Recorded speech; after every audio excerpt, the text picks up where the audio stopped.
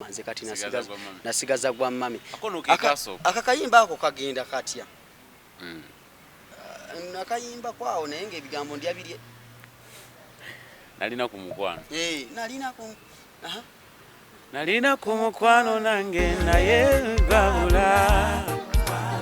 sigala bannamunigina anti byantama bokwate byononoli bakuza mu kyalo zero mukwano gwange sigaza kwa mami nene nkola ne ka video kange era oketegeeza ka video yako oyo gaya akali musimu manyi aloke acha wasingo okogerera kino kye nayambala ku ne banange nayambala kyakiri ne bani yangambo kyambala yangambo kyambala bawe manyi oli muzibu nnyo bamuyita Bob taliwo yatambula bali Sweden bamuyita Bob Rose sede byali akola nnyo videos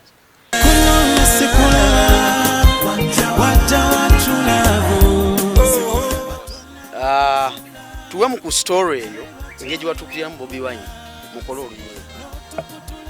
kati Bobby namumanya from okuva we natandika akayimba kagenda katya bambya njagala talimba ankakasiza mu byakola omutima ne guba mutefu obutayuga nina kusesa mukwano kwongera ate kumuwemeta kufuna abalingono kyosi kyangu mbeera ki yakutwaza mu kkomera kutunda luyimba oluyimba walutunda n'olusigaza oba buzibu kyawo oluyimba terwasasulwa waliwo akavuyo in between kusaasira ne Namubiru yakutuusaako wewa bagamba nti buli omu asonyiwa omuntu Irene Namubiru kye yakutuusaako okutwala mu kkomera wamusonyiwa era oyinza omusonyiwa namusonyiwa era n'omusango gwe nali naloopa gwaliyo nentuuka nembivaako kale kwaniriza ku Celebrity Track Extra UG ogamba otyo omulungi atulaba ali eyo gy'oli yonna BBS Telefina olutambula ku makya program sumulo ya sawa 2 mpaka 3 ez'okumakya tukire kuzuukusa ne tukoleza ate olugambo n'ebikwatagana ku celebrities ab'enjawulo olunaku olwaleero ndi wasanyu nnyo ndi n'omu ku best vocalist bange mu Gwanga abakabi twazemba osisinkana mudungu eyo mu UAE mu Dubai natunyumyamu ne mugana naye interview katugikole ng'otuuse waka ku ground olire struggle bwewoma ng'oli waka Lyto boss dinaye olunaku olwaleero tugenda kuwayamu mpola mpola tulabe emisonga bwezitambula mu Gwanga nkutegeeza nti ng'ennaku z'omwezi 14 February tuli wali ku Sheraton Hotel kulabika ntubira mu kiravulabu mpozi ebira Valentines Valentine kale wow Lyto boss soko buze kubatula ate ababadde beebuuze nnyo ntanga mulina nnyingi nnyo Lyto boss aliwa kati mulina abatulawa ku BBS Telefina nsanyusa okuba wano babuuza akamanya n'eddoboozi bampita Lyto boss Lyto boss ng'ogyeko erya Lyto boss liri eri mpozi mu kyalo kya mukiri olw'omukaaga eririwa nze Katongole Derrick neddira nte ya basajja bente agamba ate Katongole omutongole awo mu USA ne Nampijja bangi Florence Nampijja wawo omwana w'eminyinyi oyo waffe ku station eyo omwana oyo ate agambwako wente abente tebagambwako oyo abasista wo sitate wanti Nampijja nze Katongole otunywa kutuzi ente nga yeefuze buli kimu eno wali nte eno nte kuyimba tufe tutu kati akabbiro kaba kimata kabbiro ngali Lyto boss banga libadde panvu abantu banyumira music wo naye nenyonta nayo weeri okulabika nti badde bakumisinga yonna gy'obadde ng'ate endongo ekyatambula oyinza obanga obadde ng'osiriikiridde naye ng'endongo ekola etya eno etambula abantu enyimba yesha wano wetuli esaawa zino bw'obuuza nti abadde ayakawuliriza oluyimba Lyto boss mu comment section yawo bajja kugamba nti nakava kuwuliriza luyimba bweruti ne bweruti ate waliwo kali akagundi akabalava akabako walava simanya najiwa mama nze kati nasigaza gwa mami akakayimba ako kagenda katya nakayimba kwawo naye ng'ebigambo ndyabirye Nalina Kumukwano Nalina Kumukwano nange naye gwabula nasigala bannamunigina anti byantama bokwate byononoli bakuza mu kyalo zero mukwano gwange asigaza gwa mami yeka. Lyto boys tutandikirawo wennyini amanya abayimbi biseera bisinga mugera ne mutugamba ffe tuyimbira abantu bye tuyimba biba by'abantu akayimba kano embeera gye wayimbako wagiyitamu kuba omuntu abasinga babeera mu heartbreak nga bamukyayo banga baawukanye atandika Nalina Kumukwano nange naye byantama akayimba kano wasinziira ku ki kayimba ako nga bw'okawulira konna true story era story yange gweddayo okawulirize bw'oba obadde onoonya story oba yaani story yange kwotera okuyimba bye tuwulidde eyo byolabye oba mukwano gwo akiyiseemu oba omuntu gw'omanyi naye story yange story yali etya omuwala yakusuulawo nagiteeka mu luyimba yonna eri mu luyimba anti ng'ovudde ku luyimba twagala oluyimba olwo amale omukuwuliriza emboozi eyo addayo awulirize lyrics z'oluyimba olwo agambye nti kirabika wamma kituufu nange mbadde nyimba nkyakabya kyekyo baali bakukyayeko oba baali mwali mwawukanyeeko n'omuntu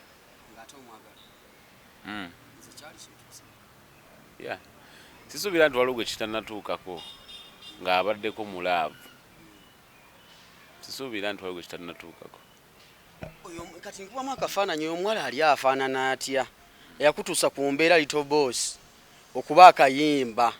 gyali kati ebyo navaayo dda kati ndi mukwano saagala mutandika omumanyisa kati abantu nedda sobola samuwa wamwagala nnyo twali bulaavu nga bw'omanyi laavu wakagitandika yes for some reasons netwawukana ate munaye yaddanga nnoonya kati ate gwe mukudda ng'akunoonya okumanya laavu yakuluma nnyo anti nze bwe ntamba ntadde sidda mabega kyakuluma ate lwaki naaliyimbye oluyimba mwayawukana okyayagala nnyo singa nze nalina kita oba nga nze nkyaye sandiyimbe luyimba okitegeera naye nze nayimba oluyimba okugjayo kikye nali mpiseemu so nemuta for good era yakomawo kaawo nemugaa mukwano nedda kati tuli mu firimu ndala eyo firimu yaggwa tuli mu firimu mpya kati nkubamu akafaananyi we mweyagalira ebiseera bwe mwali mwagalana Lyto boss wali ofaanana otya ayinza okuba nga ayinza okulaba nga obulamu buteredde n'agamba kangikomyewo eggaala ali nfaanana bubi era saali bulungi anyway kyenyiza ogamba nali muto ate nali mupya mu byalaabo nga sibimanyi okitegeera nga bw'omanyira abo empya bibanga byakwerimba muba bato okitegeera but obulamu kuyiga buli wokula buli mwaka oguyita olaba ekintu ekipya n'ofuna kyokiyigamu so life is a lesson heartbreak yasookera ddala sifunangako heartbreak endala kati ekyo nakiyitamu yali y'amaanyi oba nkugambye nti yali y'amaanyi sisuubira nti yali y'amaanyi ndowooza engeri kyali the feeling was a new feeling that I had never experienced before so but neekuŋŋaanya negamba kuba twali tubiraba mu firimu abantu beekyawaawo naayita mu byayiseemu eventually naakola ki nenga kati eno erabika era firimu kati twagizanye neggwa kati katuzanye firimu ate endala bwe kityo gwe tobeerangako awo n'omulo kale n'obijjukiramu awo n'ogamba kale naye Yade twabivaako naye moments zojjukira like ze mwasharinga ko namwe mwenna ezaali ezakale. Ebyo nze sibikola ze moment ze mba ndimu ati zezo zokka ze ndowoozaako. Moment enkadde mba saagana bijjukira. Bwemusikusanga nkubuuzaako olugamba oti muli bulungi. Well and good nga tukomaawo. Wali omusisinkanyeko? Buno obulire test. Ayinza okuba yali ansisinkanyeko naye ze simugamwagazaaki. Ng'otambula awo. Tuyitira eno Makerere wawa. Yagezaako okunoonya naye mga firimu yaggwa mukwano. Yakubirako kasimu. Byonna yabikola. Byonna. Ng'akunoonya. Serious. Buli kimu yakikola. Bamanyi okuba ine enjogere hani biri byaliwo. Weebale nnyo. So tandika chapter empya. Weebale nnyo. Eyo tteeke yaabwe. Naye byaggwa. Kati omutima gwaguma. Omutima gwafusanga ekkube ppya. Gwafuna omuntu omupya ne gugwa mu laavu enzibu ennyo. Ne tuzaala n'abaana. Nina essanyu ly'otamanyi. Tolimanyi. Ne tuzaala n'abaana ndi musajja muzadde. Njagala nnyo abaana bange. So yeah. Oluyimba oyogedde nti zimu ku nnyimba zwasookerako. Binasookerako ddala. Kireza nti oli heartbreak yakuwa oluyimba ate olw'amaanyi. Mwana tuno naluwandiika nali ndutunda. Omanyi natandikira mu kutunda music wange. Nga nali ndutunda era nga luli ku list y'ennyimba zentunda. Era nkuyagala okukakasa nti nalutundako. Gwe naluguza n'aluzza. Lwamulemerera. N'omulala najja. Nga kite zituuka. N'omulala najja n'alweyimbamu. Naye ne lukola ki? N'alabanga mu butuufu. Koze oluyimba olwo luli very technical nnyo. Lulina codes nnyingi. Wenjogera codes bayinza obutabitegeera. Bajja bitegeera naye kati ffe abatamutegeera nnyo. Ate lukyuka nti tumanyi kale bayita bro code. Bw'oluwulira mu verse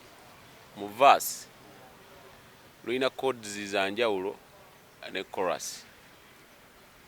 Naye tosobola kitegeera. Wawe lukyukira ennyo. Awo ng'oluyimbamu okusinga mu codes tezikyuka nnyo eza verses ndala neza chorus ndala. Naye codes ezo nange bukyambaawo siwulirangayo muyimbi oba mubedda nga yazikozesaako mu luyimba lwe nga bwe ziri exactly bwe naziyiiya siziwulirangako n'olwaleero. Nange simanyi gye zaava naye nesanga nga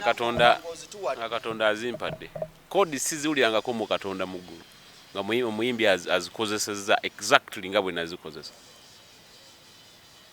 Kyovola lwali very powerful. Omuyimbi yalugula n'ansasula n'alunziriza. Ng'olwakuwa nsonga ki mu kodi zitabuse? Nga lugaanyi. Yaluyimba ne lugaana. N'agamba Little Boss. N'agamba oluyimba luno yanyinyonnyola nti sijja duwa justice nga nze koze namuwaddemo. N'agamba nti mbadde nsaba oluyimba luno ndukuddize naye nga gwe ogenda okukola ki? Oluyimba. Era nali nakalya dda. Nga nakalya dda. N'agamba no ndukuddiza on grounds nti gwe ogenda okukola ki? Oluyimba. Yakoze muyimbi yali w'amaanyi. Era muyimbi w'amaanyi. Oluyimba omaze olumuddiza. Kati gwe olutwala mu studio olutwalira ani? Oluyimba nalukola ne Brian Jeje ku Dream. Kati nze oluyimba nali nalukola dda. Nali producer. Just emirimu gyayitirira buyitirizi egimu nenjireka. Oproducinga, owandiika, okuba ebivuga, oyimba. gabingi ngamba kiche mba ntolako nga kantoleko nasoka kutolako kukola ki okuba producinga nentolako nokuba ebivuga so nensigaza bibiri okuwandiika n'okuyimba so already nze nga nekubira demos zange ngenda mu studio nembyekubira nemukola preparation yolimba nga bwe ndwagala then nempita producer nemugaa jangu tukole final work kati ebintu byanze mbambimanyi era producer nze mugaa wano kwata boti wano kuba boti wano tukole boti enyimba zange era boziwo buddo ziwulira nti zibamu n'ekintu akite ekiri extra olwo bwodda mu studio awo brand jeje agamba zambalire headphones tusimbule embalaasi nze sirwawo mu production session sirwawo kuba first of all ndi writer directing abayimbi mu studio they pay me for that olina ansasolo just to genda mu directing omuyimbisa mu studio limba so vibe bulungi cause ekyo nakyo si buli omuntu asokikola directing kino oli wabeera mu studio namugamba kati akola bwoti nti awo samko tujimbe bwoti eno giwangaze bwoti kakkanyamu ku toni wano kwega bingi akyetaaga nabirako apademani ku luyimba Bobweni we ayimbanga mulimu abayimbi bangi no child nali awo ng'agamba lutalo kati awo njagala okakole bwotyo kitegeera njagala oka byebyo muyimbi munaso ku directing naye alina kuba nga akinamu obumanyirivu olwo we wayimba oluyimba olwo lwafuukirawo hiiti oba okutambulirawo terwafuukira era terwatambulirawo kozi nali mupya nga simanyi nnyo bantu naye nze kye nakola naluta nenduwaako we nasobola then nenkola ne kavidiyo kange era oketegeeza kavidiyo ako oyo gayi akalimu simumanyi akye basinga okwogerera kino kye nayambala naye oba nange nayambala kyaki naye oba niye ngambo kyambala ngambo kyambala oba wemanyi oli muzibu nnyo bamuyita bobu taliiwo yatambula oba ali Sweden bamuyita Bob Rose seere bwe yali akola nnyo videos sijjukira oba ali direct oba ani naye yenna yakikola sisuubira nti ayinza n'okunzijukiza nti yakiŋŋambo kikola kuba olaba kugaa nti ogayi simumanyi ali mu vidiyo siyenze kati olunaku lwa vidiyo lukya ng'olunaku olulala mugenda ku set okushootinga olwo owulira otya muli vidiyo yesookera ddala oluyimba walutadde olwo owulira otya of course era tweteekateeka nga bw'omanyi ebintu biba bipya aba tobimanyi nnyo naye nga wabeerawo abantu abatuyambayambako nkola bwoti era bobo oyo bambi ka video nzikira abo twamwayo na busente bumeka nga bwali butonotono kubanga yali alabye nga nina talent okitegeera n'agamba nti talent eno yeetaaga okugiraba era bwe nataka video ako ate audio n'atambula nnyo nga bamukuba nnyo ne kuki ku ma radios ag'enjawulo ne batandika okunoonya kozi oluyimba baalugabiranga abayimbi naye nga bagana nedda oba lwagundi nedda oba lwagundi naye nedda kati nga ate wali wamanyi baga waliwo omwana yayimbye oluyimba naye nga tebamanyi ate nga nange simanyi wakutandikira so yali 2011 roughly kati bala 2010 n'okuyingira 2011 ya video yali ya 2011 ya roughly oluyimba lwo ne lutandika okutuzanya ku radio ne TV naluta promotion kyenyiza okugamba nze nataluyimba lwange nga lulungi nenduwaako wensobodde okitegeera of course otambula era along the way wabeerawo abagamba oli n'atakuwa na budde kuwuliramu kati abo nabo baaliwo nga tebampa budde kuwuliramu batulimba bwe lwakuba ne baluwulira abamu ke kavubuka bambi akajja wano nga kaleesa oluyimba okitegeera ebyo byonna bibaamu obiyitamu batulimba lwatambula lwokka kyenyiza okugamba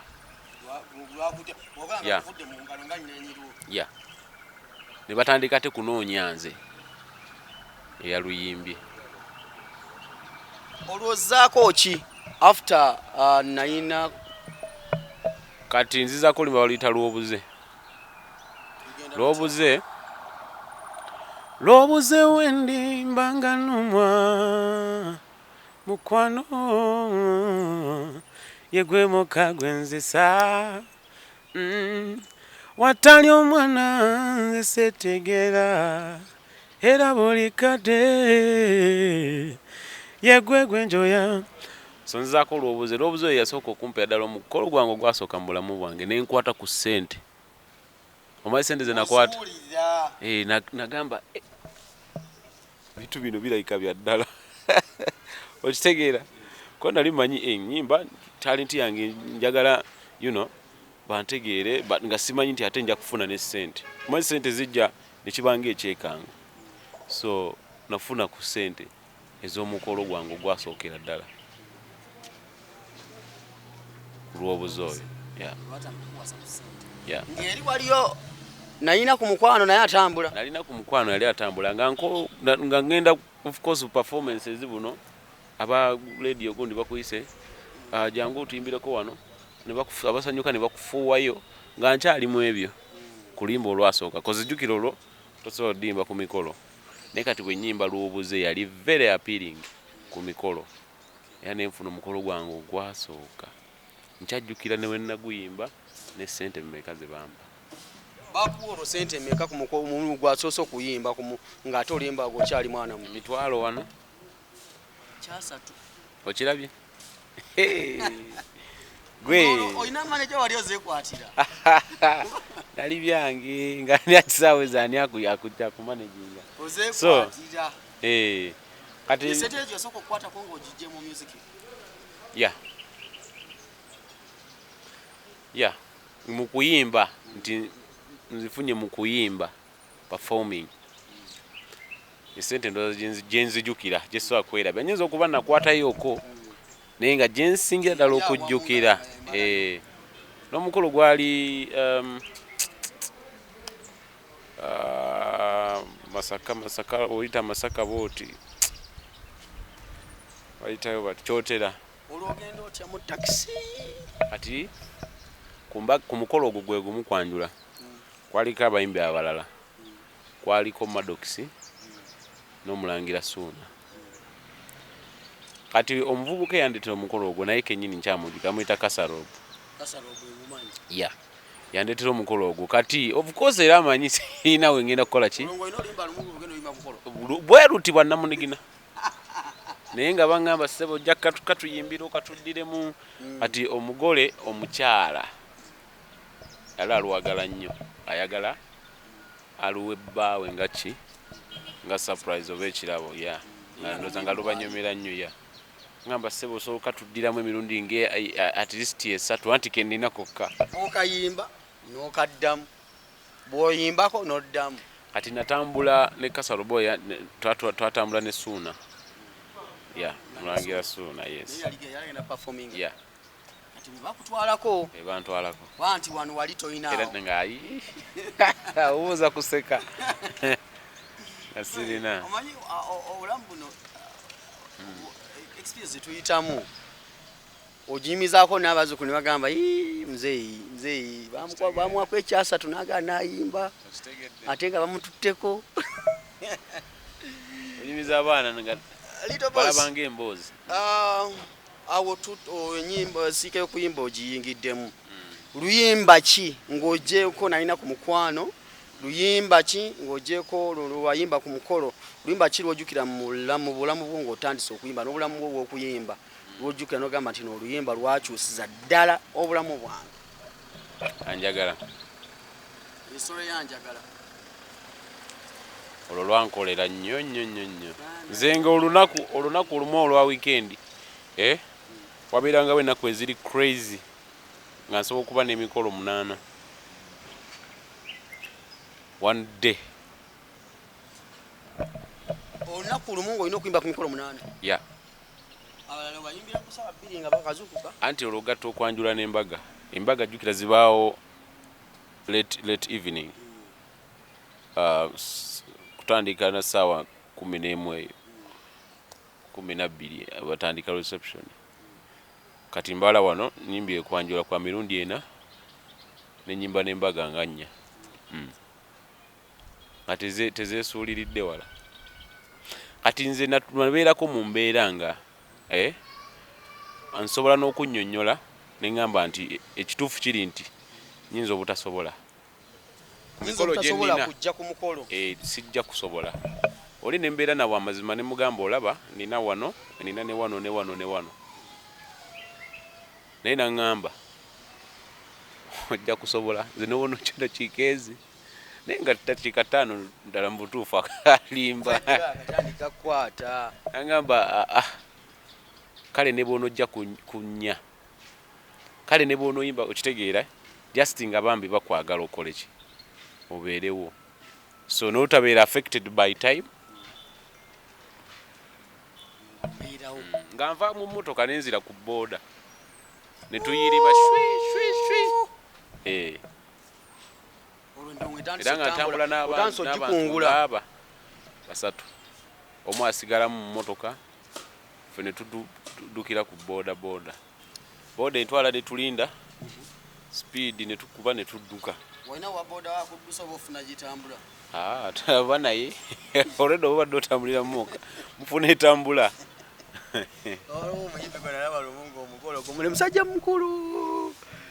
n'abuukira booda ng'alina mu kanzu naye nali nfudde ate kanzu oba onoogijjamu ate otuuke ku mukolo wali otandika ojjambala nali nfudde segolaba ng'alawo ne booda tedduka ayagala gisenda embeera eyo giraba gyennyini gyoyogerako gy'obaamu mu kaseera ako ng'ogamba wa booda nga tuvuga naye ng'avuga anjagala yakuwa ssente so nakolamu ebintu ebyenjawulo oluyimba olwanjagala lwafunamu awo amawulire gali controversial oluyimba Lyto boss yalunguza oluyimba ate saamuguza oluyimba lwange enzirikanya teyaggwaayo ono yamusasula Lyto boss bamututteko ne mukomera lwa luyimba lwe kati obuzibu bwavaawa era wenkubuuliza wano enkolaganayo n'omuyimbi gwe bayita Namubiru eryetya okutwalira awo mututandikira awo wennyini kyenyinza okugamba ekyantukako so akyerabira kozi nali mu prison ennaku 5 nali sibangayo naye nagendayo olw'ekintu ekyange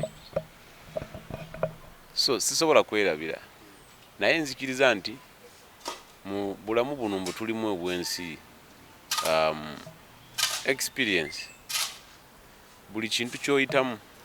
kikuwa ekyokuyiga oba olina amagezi agayiga kuza abantu abamu tebayiga nzikiriza nti ekyo nakyo kirina engeri gye kyanshepinga okuba nga ndi wano olwaleero bwe nti ate oba oli awo ne bannange abalala bakola omulimu gwe gumu ng'ogwo balina kye baayigamu oluyimba nno lwetwogerako abasinga bayinza okuba tebalumanyi emboozi bawulira mpya abataaliwo okumanya biseera ebyo oluyimba anjagala lutambula lutya aŋambye anjagala manyi nakwatako bigambo bisooka naye sibimanyi birungo ki ebirungo munaye ebirungo ebyo babikozesaako ne mukalango atika wekatambula akayimba ako ate kati nze mufo ky'okuyimba luyimba nno wayimba mukalango ng'anyimba mukalango irungo kye bassa mu relaxa otegedde history naye tumuyina ssebo akayimba akagenda kati ako bambya njagala talimba ankakasiza mu byakola omutima ne guba mutefu obutayoga ninakusesa mukwano kwongera ate kumuwemeja kufuna abalingono kyosi changu segedde wo akati mbeera ki yakutwaza mu kkomera kutunda luyimba oluyimba walutunda n'olusigaza oba buzibu kyawo oluyimba terwasasulwa waliwo akavuyo in between kusaasira ne Namubiru oluyimba nali nduguza kusaasira n'alwagaliza Namubiru so simanyi kavuyo exactly kaliwo wakati waabwe bombi so ne bayendinga up nga mpulira Namubiru oluyimba aluyimbye nga sina kyemmanyi nengezaako okumuyita twogere ne banzala wabubi nnyo ne bakomekea munenga ne kusaasira yaliyo olunaku lumu ebyampuna nze nembeera y'ennaku 5 naye akavuyo kaabwe kaali kayitirivu oli yali agamba yawooli sente nze sifunanga wadde lw'ataano nembaga kale mukole bwe muti mujje twogere tubisootinge nze ndi muwandiisi wa nnyimba but oluyimba lwange nali naluyimbye nendufulumya okitegeera kati ennyimba 2 exactly zezimu gyeziri nze I can pull out okitegeera but let's talk on compensation because already nali ntaddemu sente production and n'okulutambuza bye nali nkoze nenga we can talk ne tukita bazala babuzalayo twogera n'abakopi era bakomekerera bankasuseeyo bogera n'abakopi era wasigala oli ki gwe muki era mukopi bamuteekayo atali mukopi teyakola ki teyagendayo so munnange bwe bityo naye ate nembeera wa mukisa oluyimba abantu ne balwa appreciatinga ne luba lw'amaanyi naye namusonyiwa nabireka weewaawo bw'osonyiwa teweerabira kubanga ekintu kyekimu kisobola okutuukako kusaasirayo akasente yakalya simanyi bw'oba omufunyi oyinza omubuuza naye yagamba talina sente zeyafuna agamba talina zeyafuna kozi twali ffenna nga wetugenda okuwoza emisango egyo mu kooti twazunga nno mu kooti muganda wange twagendangayo fembi ayinzikira nero ya misinga ne bamunoonya bamusibe nkutidde kyeyakutuusaako wewa bagamba nti buli omu asonyiwa omuntu Irene Namubiru kyeyakutuusaako okutwala mu kkomera wamusonyiwa era oyinza omusonyiwa namusonyiwa era n'omusango gwe nali naloopa gwaliyo nentuuka nembivaako namusonyiwa wakusanga wano omusobola okwebuuzaako simanyi naye nga nze simulinaako obuzibu bayirewo omanyi nze mpanya abantu ekitiibwa lwakuba nti olusi tugetinga disappointed omuntu gw'obadde owa ekitiibwa ng'omwagala ate naakudisappointinga naye ebyo byansi nze bwentunuulira embeera eyaliwo kuba nze naaliwo nagobererako n'ebintu ebyo okwetegereza biggwa bitya bitambula bitya nze ndabanga mu bulamu bwo ebanga experience oyinza obanga olinayo esinga obunene kweyo eyali ekunyizeemukko ng'omuntu waliwo esingako kweyo sigirina yeeyo nze sinali sigendangako mu kkomera nga sibimanyi naye nali mu kkomera ssebo ebintu ebyange bye neekolera ensi eno oluyimba olulwo Lyto boys ekikulu olugendo lwonnina lungi story yo nina nnyingi naye nga tuvuddeyo eyo waliwo oluyimba lwakola ne His Excellency Bobi Wine oluyimba olwo taitale bagiyita batya True Love. True Love, yeah. True Love. Wano wenkubuuliza olutandise music omutambuzi omutuusizza watuuse kozi biseera bya Bobi Wine baali balina we bali ngate naawe ogeza kukola ki okusituka otuukirira otya omukulembeze ebiseera ebyo omugambo otya nti mukama wange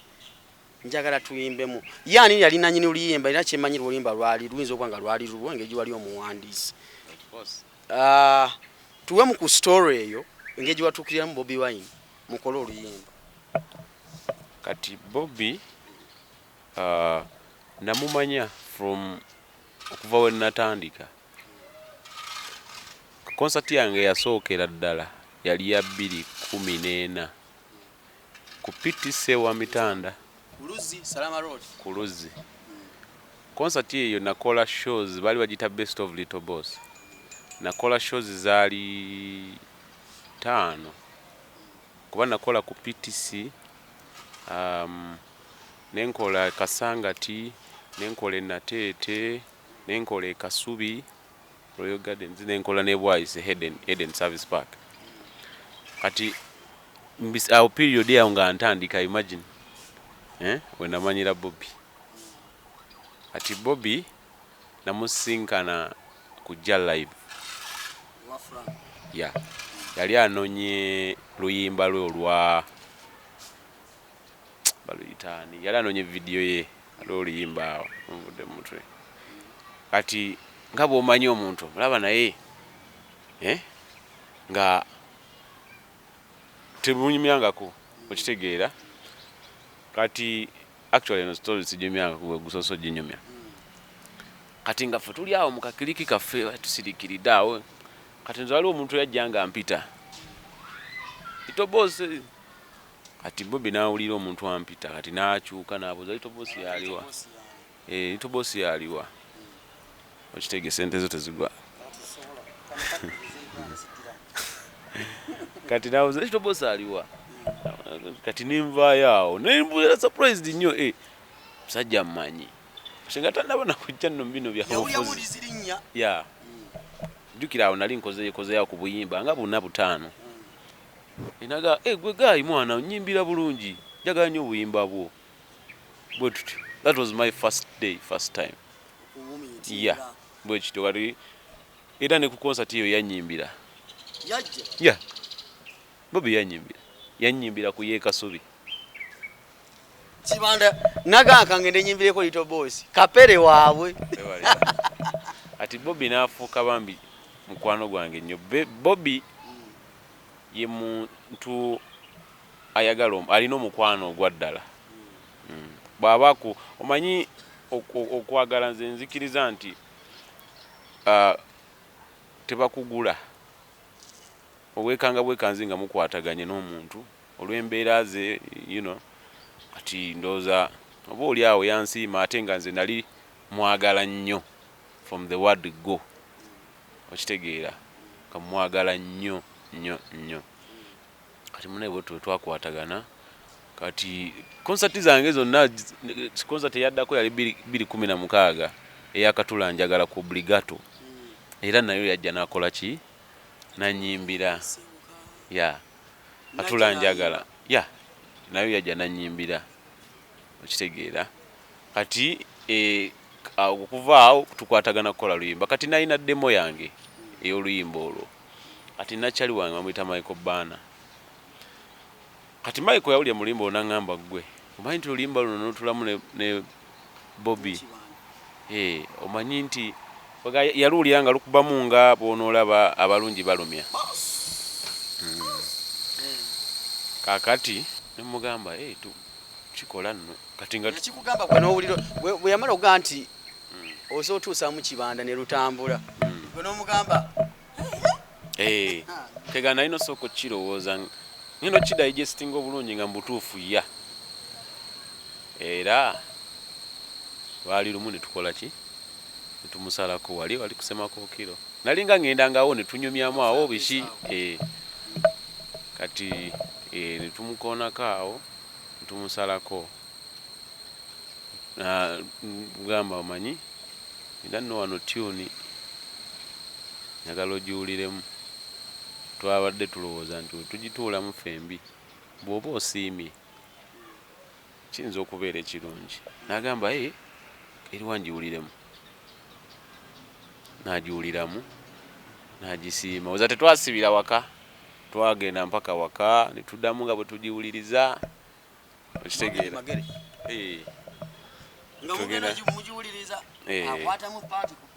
ate ababi we yagiwulira n'agyagala nnyo it's a beautiful song so twalukola wano ku studio yange wano Kavule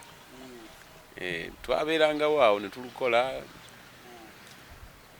paka ne tulumaliriza zigwa nno naye ngenda funa nnyingi ezisingako kwezo kazira gibeera waawo wamma tugende mu maaso kakati kati munnaye nga tulukola oluyimba kati twakolera oluyimba olwo Bobby ng'ali process y'okuyingira ki ebyobufuzi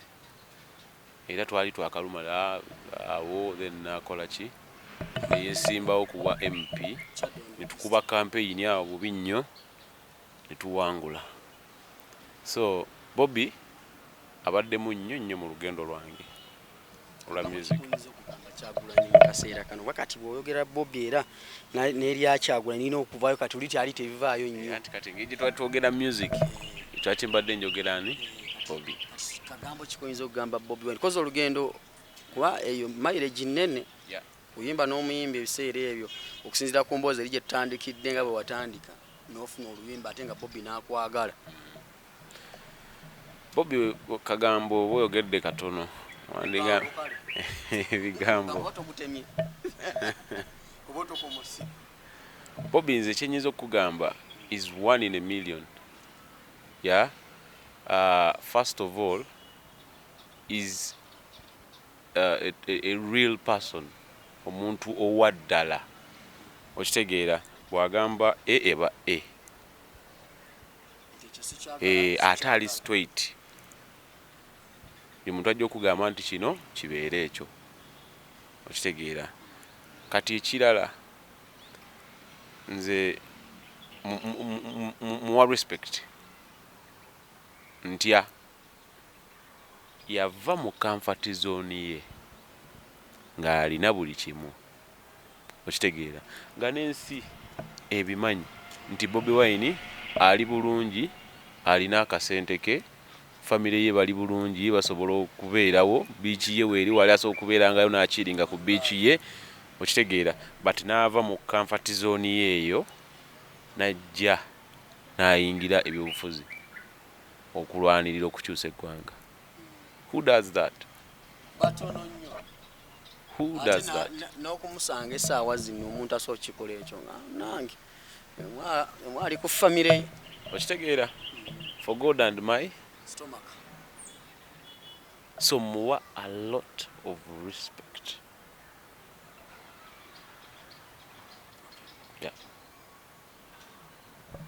wow akayimba ye kagenda katya akabwayimba ne Bob kunonya sikulaba wadda watulabu mbatona bakuzula naye lwatoli wabula n'otukutula negwe laavu naye Lyto bosi laavu yakubonyabonya kirabika no kati awo laavu yambonyabonyako gwe mulundi gwokka gwe nkugambye kati byowulira nnyimba ebiri a bit negative nyumya mboozi zammwe mbufe mbofe otulumirirwako nnyo bambi kankunyumizeyo akantu kamu abantu bantuukiridde nnyo okuva mu nnyimba zange nti abamu bawasiza abakyala okitegeera abamu beefunye mu nnyimba zange abalala bafunyemu ebyokuyiga ku nnyimba z'ennyimba kati nga wowulira we nabuuza Bobby ti amazima n'obwesigwa mu laavu byabula songa laavu kutegeeragana kwagalana that is teaching okitegeera ne kati Bobby ne mubuuza Bobby mbuulira gw'okikola otya okitegeera mbuuza omuntu ali nga already ekyo kyalimu abuulire bano abalala so that is teaching. Bobby love ye ne Babi. Exactly, they are the examples of love. Kati nga mubuuza gw'okikola otya abantu bano abatuuliza basobola okuva mu kye bayigamu. So abantu bantuukiridde nga bansaba nkoleyo office esobola okubuulira naye ng'obudde sijja bufuna ng'obulire ku mukwano babuulire nti Oluyimba lwange lwe bayita erinnya olaba bwe weetegereza vidiyo yaalwo ne message yaalwo because nali njogera ku mukwano nga gw'oli eno omulala munnaaliwa ali bunaayira era waliwo natuuka ne mbuuza Bobby Wine gw'okikola otya ne Babi in case oba nga toliiwo cause Bobby yatambulanga okitegeera kwegamba bw'oluwuliriza nalwo mulimu okubuulirira okwa long distance relationship bweberinnye munange ng'oli wala muno kolotya naye nga natandika oyimba Lyto ate ennyimba nnyingi era nsaasidde abantu abajja ku Sheraton bagenda kuwoomerwa Valentine mujje ne candles banange tugenda ku celebratinga love jangu n'omwagala we kigenda okubeera wali kiraavulaavu kyokka ate mumanyi bolowanga bayibadde ne alusa za laavu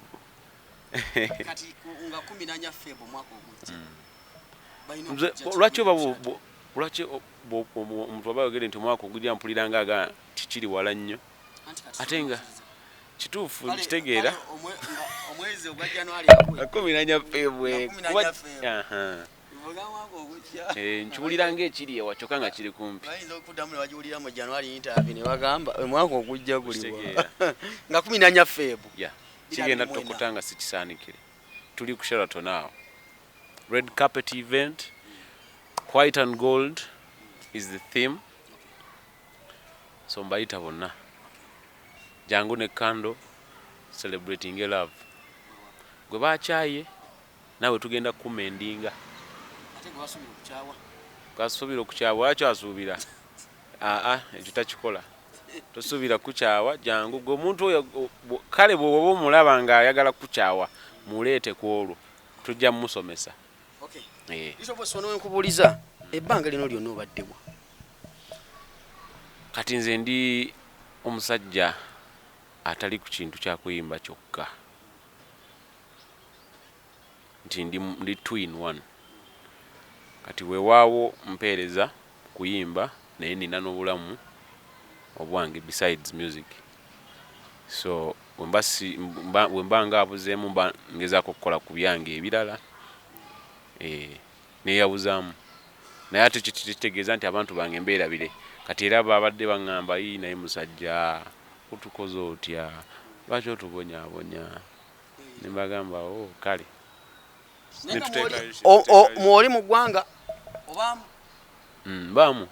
mbeeramu bwe ntyo in and out tobeeramu nnyo ebbanga esinga obadde olimalira ng'oli bweru oba ng'oli munda muno mbeerawo naye nga yegee nti in and out naye nga mbaawo tosobola kumbulwa oba oneetaaga kitegeeza nti omuntu mu December ono yonna ayina booking ayina oba wajjula dda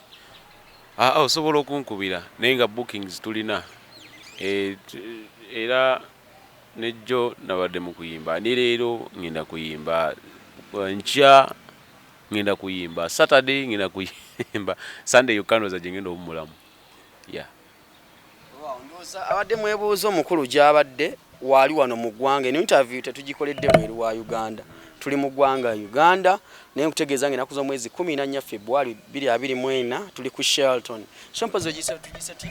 bagiyita a love ballad experience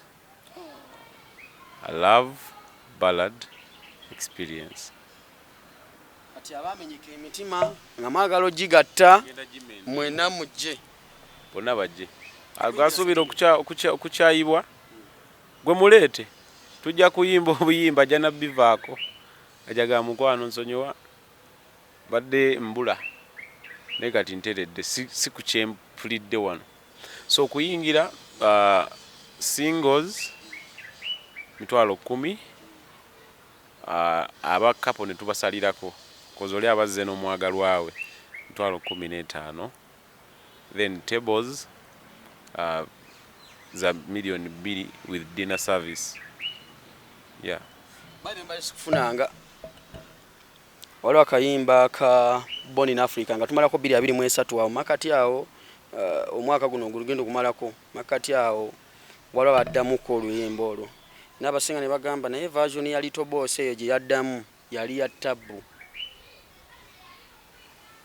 Oluyimba luno gwava kuchoga nkanzemu oluyimba luno lwa Born in Africa. Oluyimba waliwo omwami yantuukirira ali related ne family y'omugenzi yani nansaba oluyimba nduddemu lukole so version nkadde cause wenzijukire ennyimba zange zijukire zinatandikira kola mu kyalo lwobuze nyonta Born in Africa yeah awo nazaako kitengejja kati eyo concert yasooka ze nnyimba ze nali nina yeah nezimu ku nnyimba ze nalina zale nnyimba ezi concert etujikuba bantu ne babutu PTC jumanyi ewa mitanda mitanda yankubidde nakobambe agamuyimbirako ku PTC Born in Africa omutulamu so ze nali naluyimba nakati gwe imagine singa nadde naluyimbe leero cause jokomye okuyimba edobozi jokomye okula n'obukugu yeah jokomokulwa mu business n'ekintu jokomye okuguka imagine ne sound nkadde singa nali ndu recordinze leero ne sound empya oza kyali badde kitya ne mastering aliko kati yeah exactly kyani badde kirala mu studio kwa watu baluyimba kati soko tuwemu walinga tumaliriza I was born sagala mbimbe bagezako biyimbe mboko izo. Don't worry where you coming from. So wonderful when people meet. Down in Africa, the land of the sun. Sing and nothing depends on the mood. I was born in Africa. Yeah. Mwala atuka sima so. Niwagamba anti kale awo kati abitabuse. Lyto boss nga tumaliriza bugambo obusemba eri bafans awadi bakumisinga nga tujja kudda mu party endala awo tunyumyemu ebiti ebirala. Bafani bange mbagala nnyo bambi bamanjiza naye nzuno kyembadde nga munsaba nkiteesetese ngenda bayimbiramu obo oli ngo olowooza nti ze walonda ekonga nnyimba tondabangako tugenda kuyimba ku Sheraton tugenda kuyimba so mbayita mujje mbayimbiremu mujje mbayimbiremu nsaba bayimbiramu uko yeah any message abantu bo Christmas tugenda munaku nkolo yeah just abantu babere very careful with their lives ku nguudo naddala okwo abantu baba bapakuka nnyo tugenda munaku enkulu so babere begendereza abaana abatanetuuka ebintu by'okwegatta ebyo mubireke si birungi